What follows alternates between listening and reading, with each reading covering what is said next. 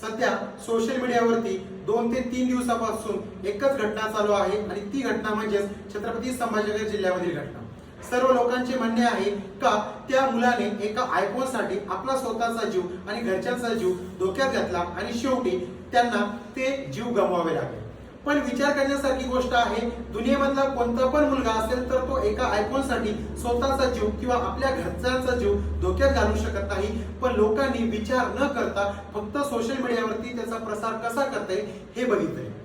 पण त्याचे जे नातेवाईक आहेत तर त्यांनी म्हटलं का त्याच्याकडे आयफोन पहिल्यापासूनच आहे। पण विचार करण्यासारखी गोष्ट आहे का आपल्याला जर कारण माहित नसेल तर आपण एवढ्या लवकर हे प्रसार का करतो आणि लोकांना फक्त आपली सोशल मीडिया कशी स्ट्रॉंग होईल याच्याकडे लक्ष जाते। पण त्या मुलाच्या पाठीमागे किती दुःख असेल त्या गोष्टीचा किंवा त्याचे कारण जाणण्याचे कोणी प्रयत्न सुद्धा केले नाही।